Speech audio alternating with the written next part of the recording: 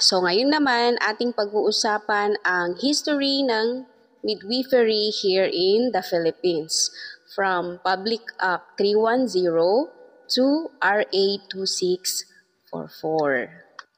But before that, atin munang alamin kung saan nanggaling ang salitang midwife. So the word midwife originate from the Old English word na mid is with and then wife is woman. So parang siyang with the woman.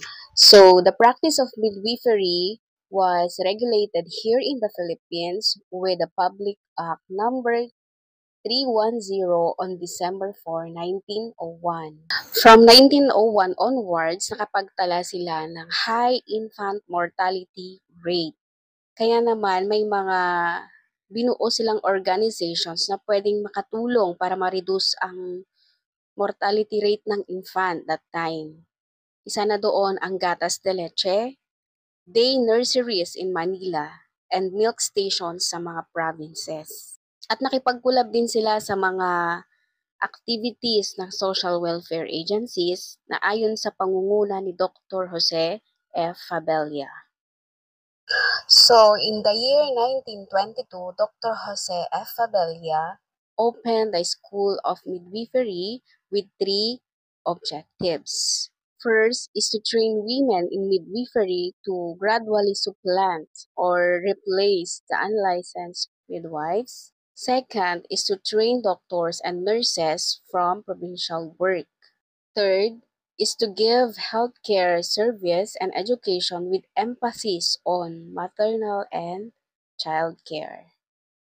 At dahil sa mga accomplishment na yon na nagawa ni Dr. Jose F. Fabella, ang naging dahilan kung bakit siya tinaguri ang the father of midwifery. Ang midwifery ay 2 years course. So, after producing 10 graduates of midwifery, the first 3 objectives became more defined into first is to train the students in the school in modern techniques of attending normal deliveries.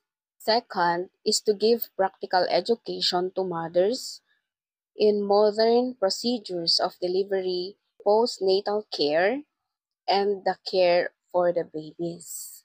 On 1959, naglabas sila ng bagong batas which is under Republic Act 2382. Republic Act 2382 or the Medical Act of 1959. This is for the medicine. And when it was approved, doon na nag-separate ang midwifery and medicine. So, the Board of Examiners for Midwife was created with the enactment of Republic Act 2644 on June 18, 1960. Republic Act 2644 on June 18, 1960. So, the title of this act is the Philippine Midwifery Law. So, the first board of midwifery was composed of Valeriano F. Fugoso Jr., which is the chairman, and Vicenta Castro Ponce, together with Angeline E. Ponce as the members. And in the year 1974, President Marcos mandated the 4th week of October every year as a celebration of midwifery week. So that is the end of my discussion today. I hope na nagustuhan nyo. At kung nagustuhan nyo, please don't forget to subscribe and click the notification below for more updates.